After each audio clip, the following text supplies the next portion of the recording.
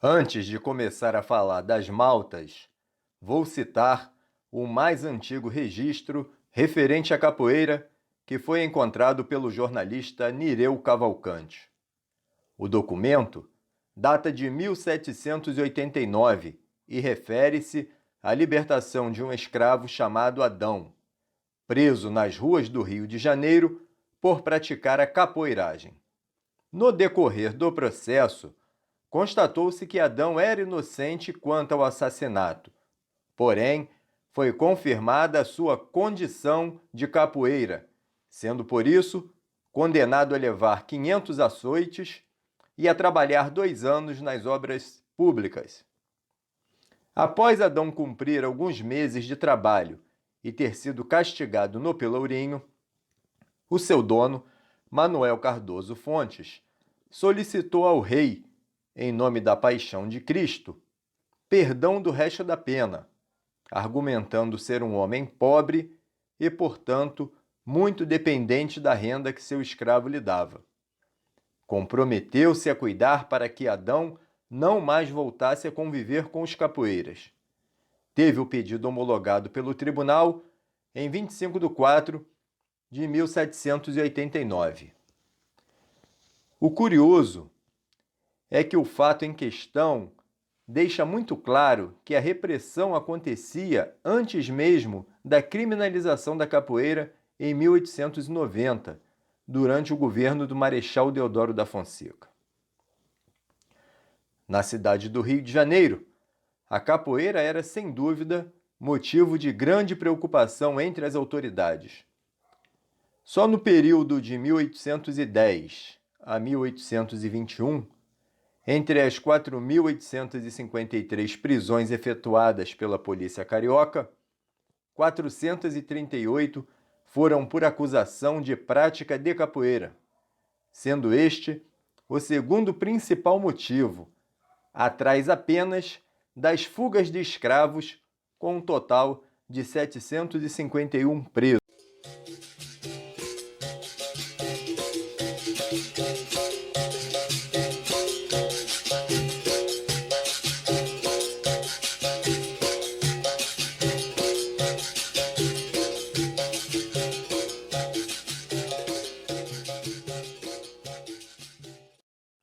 Agora eu vou falar um pouco das maltas de capoeira.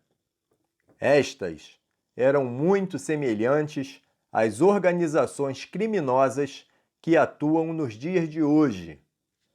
As maltas organizavam-se em limites geográficos, constituindo assim territórios políticos e sociais. Em meados do século XIX, a geografia das maltas já estava bem definida e antes da proclamação da República, 2 grupos são predominantes. Os nagoas, identificados pelo uso da cor branca e concentrados na área central da cidade, teriam relação direta com africanos. Por outro lado, os guaiamuns, identificados pela cor vermelha e restritos às áreas de recente ocupação da cidade, teriam uma tradição nativa ligada aos escravos nascidos no Brasil. Na medida em que o Rio de Janeiro crescia, indivíduos praticantes de capoeira cada vez mais se organizavam. O auge da capoeiragem no Rio de Janeiro ocorreu durante o Segundo Reinado. Para quem não se lembra, o Segundo Reinado foi o período da história em que o Brasil foi governado por Dom Pedro II. Esse período iniciou-se com o golpe da maioridade, em 1840, que antecipou a maioridade de Dom Pedro II, permitindo-o assumir o trono com apenas 14 anos. Dom Pedro II governou o Brasil até 1889. Em seu reinado, diversas mudanças aconteceram no país. E nesse período aconteceu a proliferação de diversas maltas. Durante o Império, as maltas de capoeira aterrorizaram a capital. Escravos renegados usavam esse misto de dança e luta para desafiar seus senhores e controlar bairros inteiros da cidade. Para os capoeiras, as maltas eram também espaços de sociabilidade escrava, reconstrução de laços de companheirismo, onde encontravam proteção e solidariedade. Era fruto de uma necessidade de autodefesa diante da truculência senhorial e policial. O capoeira escravo urbano, ele vivia uma vida dupla entre a casa do senhor e a rua, onde trabalhava carregando água e dejetos, vendendo diversos produtos para o comércio local, entre outros afazeres.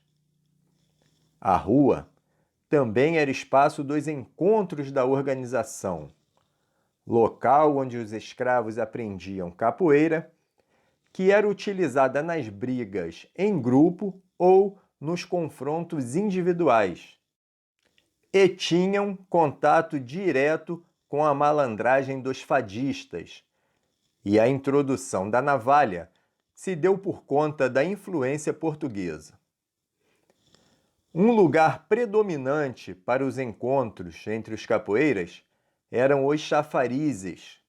Distribuídos em alguns pontos da capital, eram locais de disputa e integração dos escravos capoeiras que iam buscar água para as casas dos seus senhores. Um recurso que teve grande serventia entre os capoeiras foi o assobio, uma faceta exclusiva da capoeira escrava carioca. Com tal recurso, identificavam a vinda da polícia e denunciavam a presença de inimigos. A contínua ameaça que a capoeira passou a representar para a ordem pública provocou ondas de repressão policial ao longo dos períodos colonial e monárquico. O medo de uma rebelião escrava aumentava na mesma proporção que a população negra crescia. Livres e libertos iam para a prisão ou para a construção da Estrada da Tijuca, centro de trabalho forçado do período joanino, ou para a prisão no Arsenal de Marinha. Em alguns casos, senhores davam concessões para garantir lealdade de seus escravos e acobertavam atos ilícitos de seus cativos, evitando assim prejuízos com prisões e castigos. Outros escravos escapavam da prisão através de propinas, principalmente os escravos de ganho, que tinham contato mais próximo com os policiais. Os capoeiras eram figuras de destaque na comunidade escrava pelas habilidades e qualidades como companheirismo e liderança. Não havia só conflito entre a polícia e cativos. As rixas envolviam cativos contra cativos, não apenas por diferenças étnicas, mas pelas divisões geográficas e territoriais. Tão rápido como surgiam, eles fugiam. Se reuniam e se dispersavam ao menor sinal dos policiais, que não sabiam diferenciar o limiar de folgueto e luta nessa manifestação e consideravam tudo como uma ameaça à ordem pública. As fugas eram um recurso muito utilizado pelos escravos pouco familiarizados no ambiente da cidade. Os capoeiras, com a sua desenvoltura e conhecimento de todos os becos, preferiam sempre ficar na cidade. A capoeira também funcionava como um jogo de poder entre os negros, e a malta era a unidade fundamental. Os libertos tinham prestígio social diante dos escravos e forneciam ajuda frente ao autoritarismo policial. Por isso, mesmo livres, também eram vigiados de perto.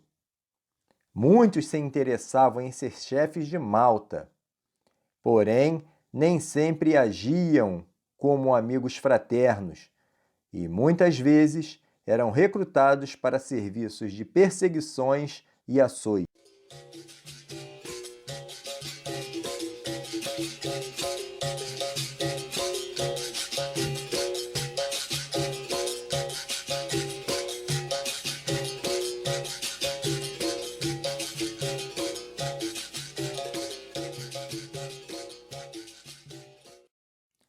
A praia de Piaçaba foi um ponto histórico da capoeiragem carioca.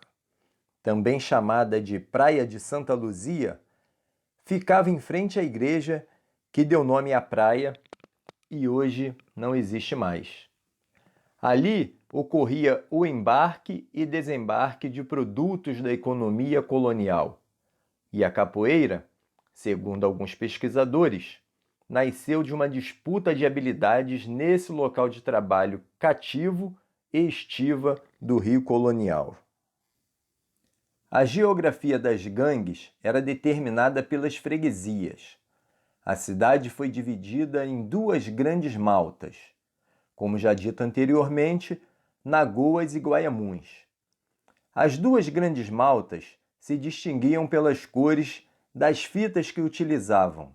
Os Nagoas se identificavam com a cor branca e os Guaiamuns com a cor vermelha. A área entre o ponto do Calabouço, área do Museu Histórico Nacional, e a Praia do Peixe, próximo à Praça 15, era o primeiro ponto da geografia dos capoeiras. Da área do Largo do Moura, próximo a Santa Casa, até o Largo de Santa Rita, ficavam os Guaiamuns, zona portuária e área central da cidade. Os Nagoas ficavam do Largo do Moura até arredores da Lapa, Catete e Glória, e estendiam seus domínios pelas freguesias que cercavam a área central da cidade. Portanto, dominavam uma parte da capital que ainda estava em formação e onde se localizavam as chácaras, sítios, fazendas e até mesmo quilombos. Outros locais de concentração e conflitos de capoeiras normalmente eram áreas próximas a chafarizes, quitandas e de irmandades negras. A Rua do Ouvidor, frequentada pela elite mais requintada da cidade, era ocupada pelos capoeiras após o fechamento das lojas, à noite. A Rua da Vala, atual Uruguaiana, era muito frequentada devido à presença da Igreja do Rosário, a Igreja da Irmandade de Nossa Senhora do Rosário dos Homens Pretos, local de muitas barracas de quitanda e fontes de água. Os cativos, nas primeiras horas da manhã, faziam fila nas áreas do Largo da Carioca, Praia dos Mineiros, Paço e Campo de Santana. O maior número de prisões acontecia na freguesia do Sacramento, onde fica a área mais concorrida, que era o Largo da Carioca. Possuía o maior chafariz entre os séculos XVIII e XIX. Outro ponto de conflito era no Largo do Capim, largo que existia junto à Rua dos Andradas, ponto de venda e distribuição de capim e forragem, além de região de quitandeiros e ponto de encontro de escravos rurais para vender e comprar gêneros. Nesses locais, eram colocados pelourinhos para castigo público. Mesmo assim, o Largo da Carioca e do Capim continuavam muito frequentados por capoeiras. A Rua do Sabão começava próximo da Candelária e terminava no Campo de Santana. Junto com a Rua de São Pedro, foi unida para a construção de uma das pistas da atual Avenida Presidente Vargas. Eram ruas estreitas e tortuosas, dificultavam as fugas, mas eram ideais para determinados golpes, como a cabeçada, por exemplo. A Rua Senhor dos Passos, que ainda existe, levava da Rua da Vala até o Campo de Santana. Era importante nos dias de procissão na Semana Santa. Os capoeiras não só gostavam de acompanhar os fiéis, como se acobertavam da polícia no meio da multidão. As ruas próximas às igrejas da Lampadosa, na Avenida Passos, e Santa Efigênia, na Rua da Alfândega, duas irmandades negras, eram muito frequentadas porque era ponto obrigatório de pretas quitandeiras. Outras ruas também muito frequentadas eram a Rua do Fogo, atualmente Rua dos Andradas, e a Rua do Piolho, atual Rua da Carioca. O Campo de Santana tinha uma extensão que facilitava a fuga, mas era considerado uma região erma e perigosa na época. Ainda na freguesia de Sacramento, haviam as casas de Angu ou Zungu.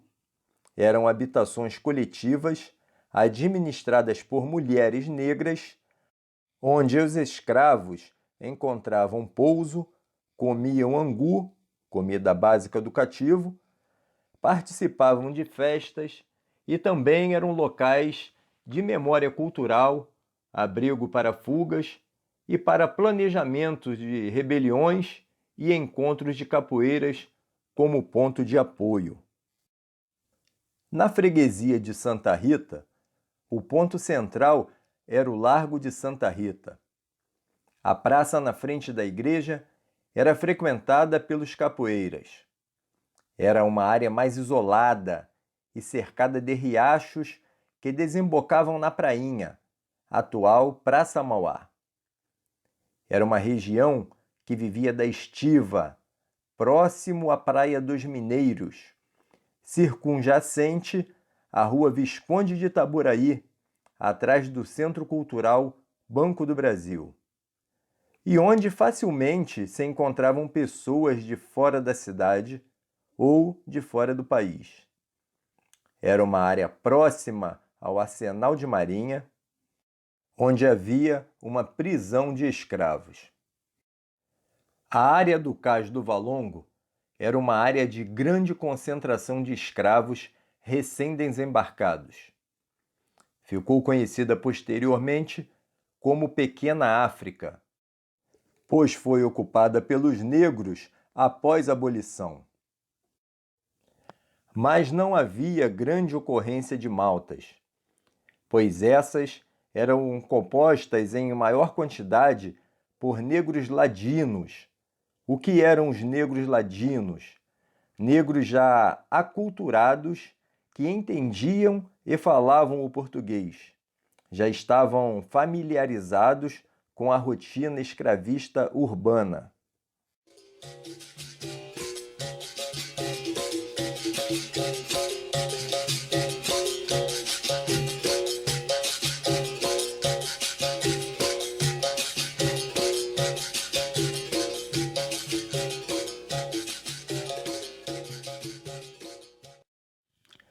O Partido Conservador foi o que mais utilizou os capoeiras contra os partidos liberal e republicano. Isso vai ser um fator decisivo na repressão da capoeira após o fim do Império, pois apesar de serem ex-escravos, negros libertos, ainda assim eram monarquistas e leais ao imperador Dom Pedro II. Este é o mapa da cidade do Rio de Janeiro de 1873, na época do apogeu da Flor da Gente.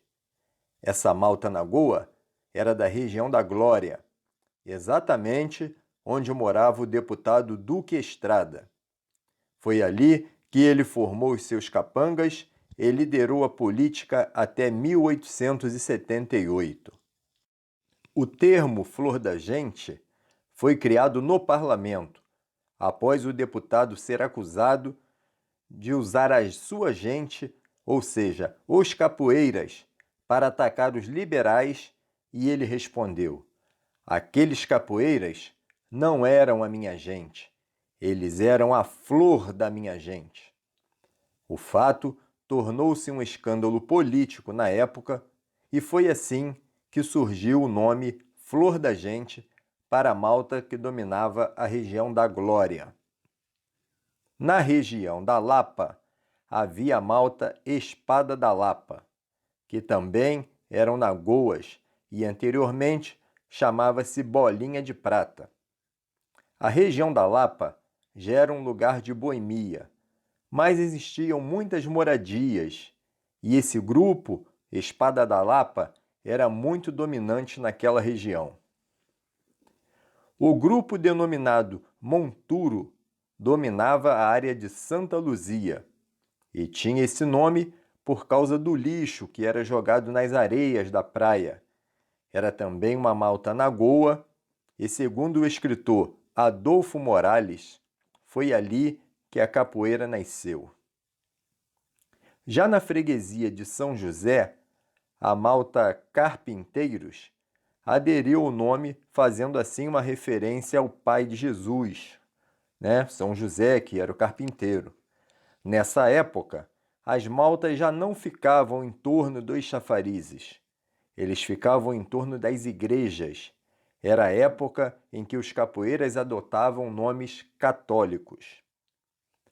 Na freguesia de Santa Rita, malta Três Cachos. Esta já pertencia à área da Estiva. A origem do nome Três Cachos é que ainda hoje, na igreja de Santa Rita, no centro do Rio, você encontra na imagem os 3 cachos de uva. Essa malta Três Cachos era a mais importante dos Guaiamuns. Já trazia uma tradição de ex-escravos nascidos no Brasil e dominavam a área central. Bom Jesus do Calvário, a malta dos ossos. Como dito anteriormente, as maltas reuniam-se em torno das igrejas e a malta dos ossos ocupava aquela região. Essa igreja não existe mais. Ela foi demolida durante a construção da Avenida Presidente Vargas. Na região do Campo de Santana era a malta Cadeira da Senhora. O nome Cadeira da Senhora é uma referência a Nossa Senhora de Santana, a avó de Jesus, que na imagem está sentada numa cadeira. Essa malta, após o fim da malta Flor da Gente, em 1878, passa a ser o grande e principal grupo nagoa da área central do Rio. E também são os fundadores da temida Guarda Negra. Na freguesia do Largo de São Francisco, era a área de domínio dos franciscanos, local onde existia a Escola Nacional de Engenharia do Rio de Janeiro, a antiga escola militar, que inclusive foi tombada por sua importância cultural pelo IPHAN. Está no livro do tombo histórico, inscrição número 342, de 11 de abril de 1962. E justamente onde está localizada a Igreja de São Jorge, no centro do Rio, era a área de domínio da malta da Lança. Esta é uma malta dos Guaiamuns, e o nome da lança é uma referência à lança de São Jorge.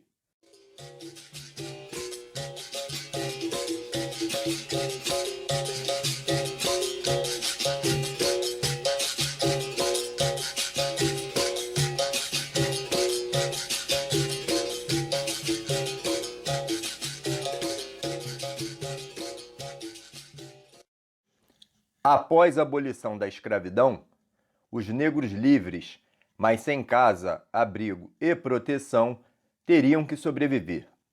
Devido a isto, muitos formaram comunidades nos quilombos, enquanto outros, como única alternativa, agregaram-se às maltas, provocando grande quantidade de delitos encontrados nos registros de polícia da época.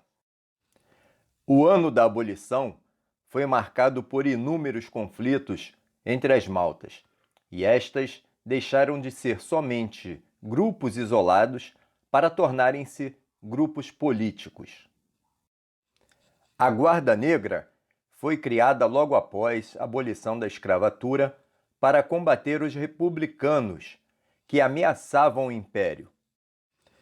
Os capoeiras eram contratados para criarem desordens em comícios e outros movimentos ocorridos nas praças. Chegaram a exercer o papel de capangas eleitorais. O voto na época não era secreto. Por isso, muitos eleitores eram obrigados pelos capoeiras a votar nos candidatos dos partidos que apoiavam cada malta. Apesar das ações policiais, os capoeiras resistiram durante todo o Império, devido à cobertura que recebiam dos partidos políticos da época. Os Guaiamuns e Nagoas apoiavam, respectivamente, liberais e conservadores. Eles também eram responsáveis por criar arruaças nas eleições que muitas vezes acabavam em confusões e brigas. O golpe fatal nas gangues do Rio de Janeiro veio justamente com a proclamação da República em 1889. No ano seguinte, a capoeira foi inserida no Código Penal brasileiro por meio do decreto de 11 de outubro de 1890, cujo artigo 402 qualificou como crime, abre aspas, fazer nas ruas e praças públicas exercícios de agilidade e destreza corporal conhecida pela denominação de capoeiragem. Fecha aspas. O responsável pela façanha que culminou com o fim das maltas no Rio de Janeiro foi Sampaio Ferraz, chefe de polícia que comandou a campanha que desterrou os capoeiras durante o governo do Marechal Deodoro da Fonseca. Além de prender os capoeiras às centenas, Sampaio Ferraz os deportava com o objetivo de impossibilitar a rearticulação dentro da cidade. Os mais importantes chefes de maltas, os mais velhos, guardiões da tradição e os maiores ases da capoeiragem foram afastados do ambiente da cidade, rompendo o elo fundamental de reprodução cultural. A repressão policial parece ter sido mais rígida no Rio de Janeiro, pois, como capital do país, serviria como um exemplo para as outras cidades. Isto posto, Ferraz entrou para a história como o algoz que decretou o fim da capoeira na cidade. Entretanto, mesmo com o término das maltas, restaram adeptos no Rio de Janeiro e, apesar de a capoeira estar inserida no Código Penal, houve tentativas de colocá-la no patamar do esporte. A sociedade brasileira, na época de 30 do século XX, passou por várias mudanças e, devido a isso, o governador da Bahia, amigo do presidente, na época Getúlio Vargas, começou a mostrar que não fazia mais sentido a capoeira estar inserida no Código Penal, constituindo-se em crime e sendo a sua prática proibida. Getúlio Vargas extinguiu o decreto que proibia a prática da capoeira, descriminalizando-a e classificando-a como um instrumento de educação física. As maltas do Rio de Janeiro ficaram definitivamente para trás, mas se mantém como um importante acontecimento para entender a história da capoeira e do Brasil.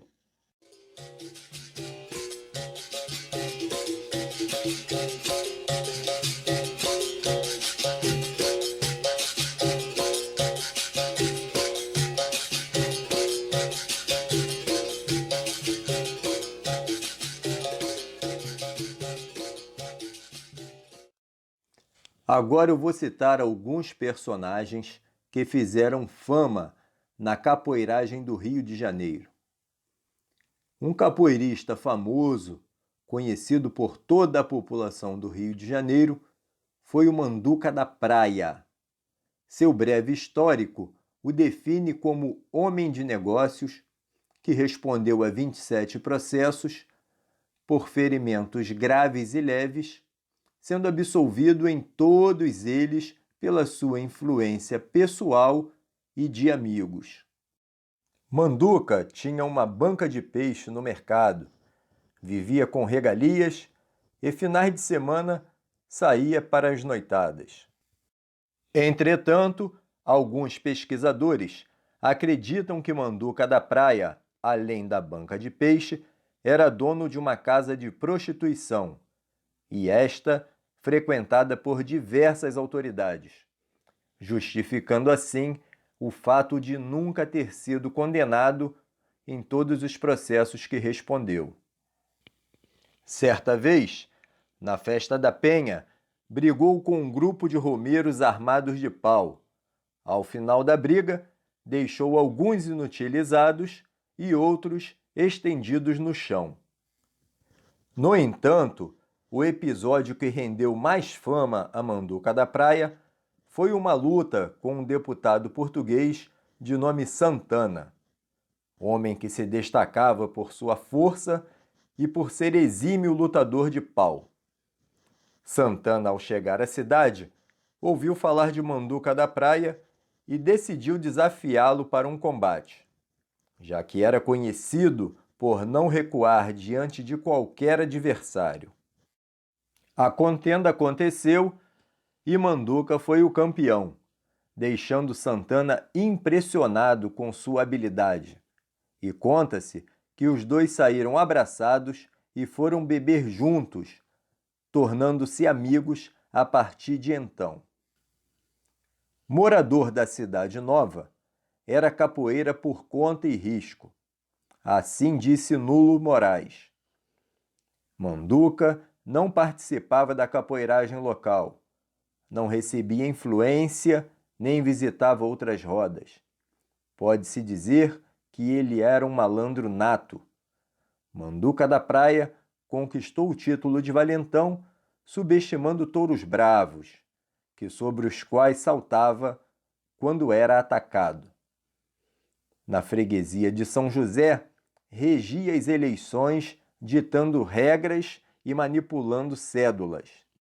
Por volta de 1850, Manduca iniciou sua carreira de rapaz valentão e destemido.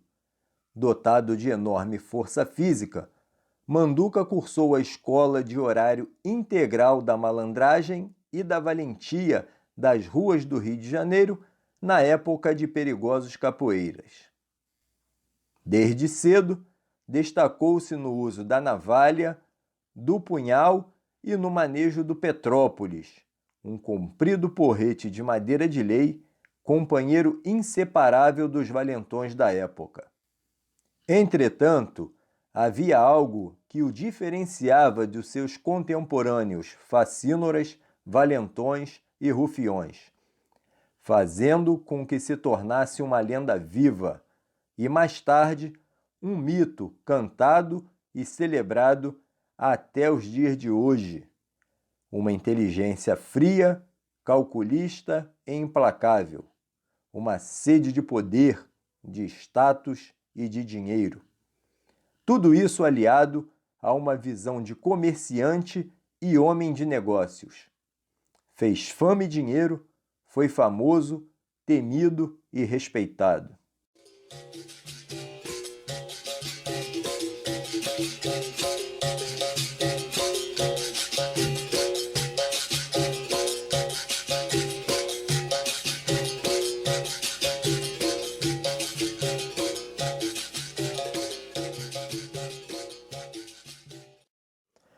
Oswaldo Lisboa dos Santos, o Mestre Paraná, nasceu em 25 de setembro de 1922 em Salvador, Bahia, na localidade conhecida como Alto das Pombas, no bairro da Federação. Filho de Cândido Lisboa dos Santos e Albertina Maria dos Santos. Veio para o Rio de Janeiro em fevereiro de 1945, logo após sair da Marinha do Brasil, onde cumpriu o serviço militar. Em 1932, conheceu e foi aluno de um ex-escravo, conhecido como Antônio Corró, um carroceiro do Cais Dourado, em Salvador. Ao chegar no Rio de Janeiro, foi morar no bairro do Flamengo e, posteriormente, mudou-se para Bom Sucesso. E foi justamente em Bom Sucesso que Mestre Paraná fundou o grupo folclórico de capoeira São Bento Pequeno. Mestre Paraná era um homem talentoso, foi o único mestre de capoeira a tocar seu berimbau na Orquestra Sinfônica do Teatro Municipal do Rio de Janeiro. E também o único mestre a possuir uma carteira da Ordem dos Músicos para berimbau. Mestre Paraná marcava presença na famosa Roda da Central do Brasil e também na roda do saudoso mestre Arthur Emídio. Um fato bem curioso é que o próprio mestre Paraná assumia a responsabilidade pela orquestra da roda e foi ele quem ensinou o mestre Arthur Emídio a tocar berimbau. Ele fez apresentações no Brasil e em Portugal, com a montagem teatral da peça O Pagador de Promessas, de Dias Gomes. Acompanhou a Companhia de Danças de Mercedes Batista e no cinema, junto aos atores Oscarito e Grande Otelo. Mestre Paraná também foi um dos fundadores do Teatro Experimental do Negro, junto com Abdias do Nascimento e Ruth de Souza. Lembrando de mais um dos seus talentos, foi ogã, nas décadas de 50 e 60, de um dos maiores babalorixás da época, Joãozinho da Gomeia. Era servidor no IPASE, admitido como marceneiro em junho de 1945. Homem conceituado e muito eficiente nos seus trabalhos de marcenaria. Talvez por esta razão, os seus berimbaus sejam considerados verdadeiras obras-primas. Em 1956, iniciava as atividades do grupo de capoeira originalmente denominado Conjunto Folclórico de Capoeira São Bento Pequeno. Com a denominação de conjunto folclórico, Paraná evita o rótulo de grupo ou academia de capoeira, por considerar que a capoeira não era benquista na época. Sendo assim, como conjunto folclórico, conseguia apresentações em teatros, eventos, TVs e afins. Foi autor de diversas músicas de capoeira, gravando inclusive o primeiro compacto duplo com músicas exclusivamente de capoeira de que se tem notícia. Uma das mais famosas é Avisa Meu Mano. Paraná faleceu no próprio local de trabalho no dia 7 de março de 1972. Nesta ocasião, morava em Realengo. Seu súbito e inesperado falecimento deixou grande lacuna na capoeiragem do Rio de Janeiro e uma saudade imensa. Texto adaptado do saudoso José Roberto Rocha, mestre polaco, discípulo do mestre Paraná.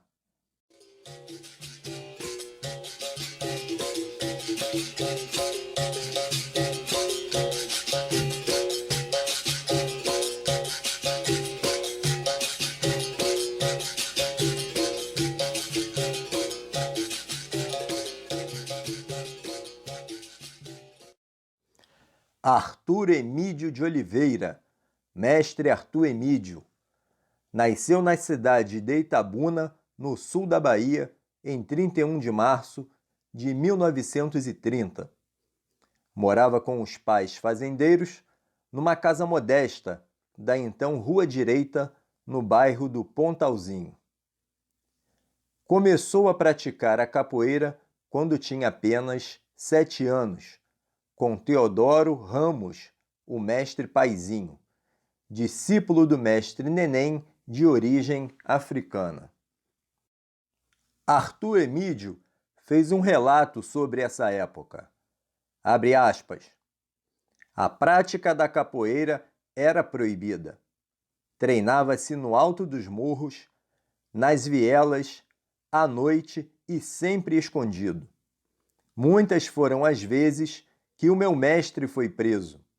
Porém, no dia seguinte, a fiança era paga e ele saía. E à noite, voltava a ensinar capoeira. Fecha aspas. Mestre Paizinho faleceu em 1946, quando Arthur Emídio estava com 15 anos. Adolescente e agora sem seu mestre, Arthur Emídio continuou a praticar capoeira. Sua grande destreza e agilidade o leva a se aventurar no circo, onde passou a cativar plateias e, em seguida, a participar de programas de luta livre em parques de diversões de Itabuna, que se constituíam em demonstrações de habilidade nas artes marciais, que incluía diversas modalidades de luta, principalmente, no seu caso, na arte da capoeira. Aos poucos, vai ganhando popularidade como lutador de luta livre e, em 1953, com 23 anos, sai de Itabuna para São Paulo, para uma luta contra Edgar Duro e, ao fim do embate, sagra-se vencedor. A bem-sucedida vitória em São Paulo ganha repercussão e, em 1954, vem ao Rio de Janeiro para lutar com Hélio Gracie, lutador de jiu-jitsu. Desta vez, o resultado da luta foi um empate. A Cidade Maravilhosa acaba cativando Arthur Emídio e, em 1955, ele muda-se para o Rio de Janeiro com a sua família. Mestre Arthur Emídio trouxe uma capoeira que não tinha ligação com a capoeira Angola de Pastinha, nem com a regional de Bimba. Possuía uma movimentação veloz e eficaz, tanto que chegou a competir nos ringues com lutadores de outras artes marciais. Seu primeiro aluno foi Djalma Bandeira. Uma artrose no joelho esquerdo o deixou impossibilitado de continuar jogando. Porém, continuou em permanente contato com o mundo da capoeira, proferindo palestras sobre seus fundamentos e sua história. Dizia: Mestre Bimba e Mestre Pastinha já morreram, mas eu não. Quando eu puder, voltarei a dar aula. Tenho muita coisa para ensinar que nunca vi ninguém fazer. Entretanto, na tarde do dia 3 de maio de 2011, na cidade do Rio de Janeiro, Mestre Arthur Emídio faleceu aos 81 anos.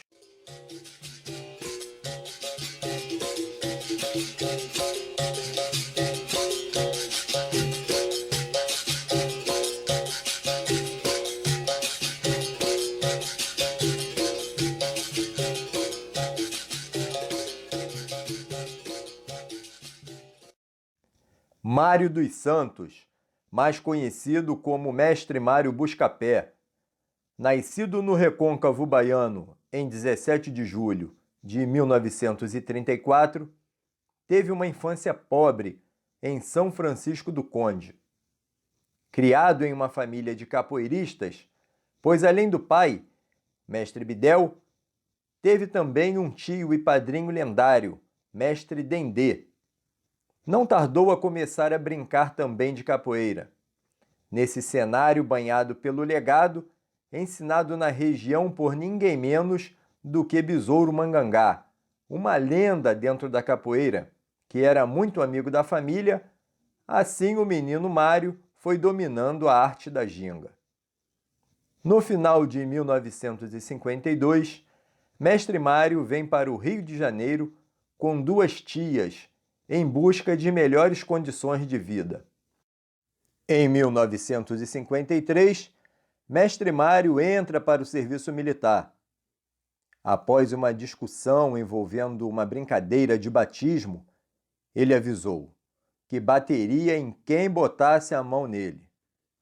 Ao invés de inimigos, ganhou alunos, que se estenderam para fora dos muros da caserna.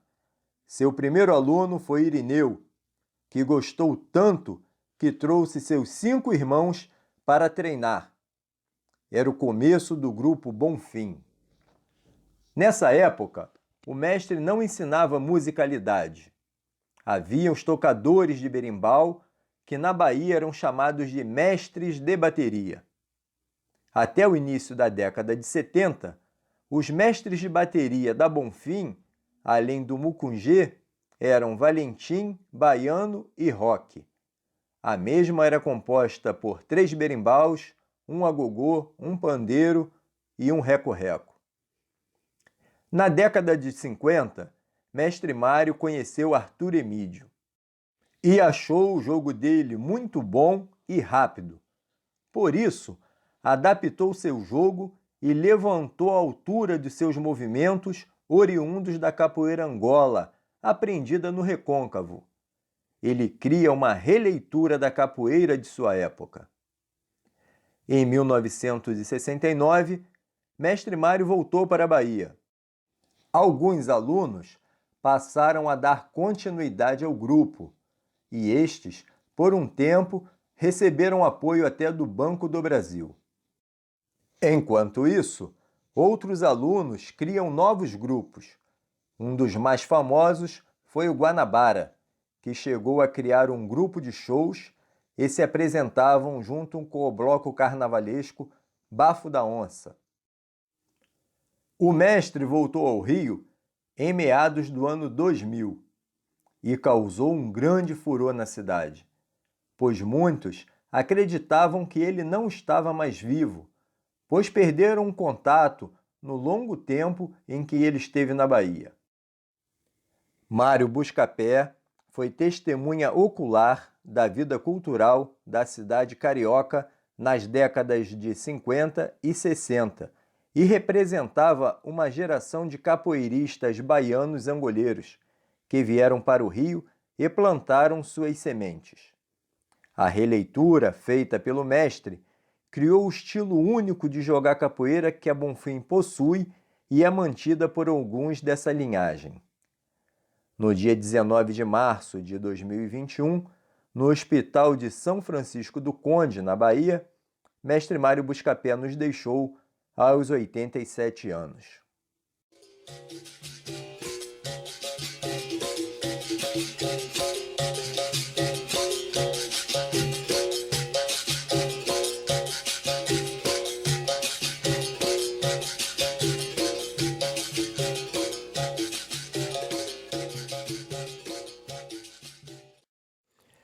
João Francisco dos Santos, mais conhecido como Madame Satã, nascido em Glória do Coitá, Pernambuco, no dia 25 de fevereiro de 1900.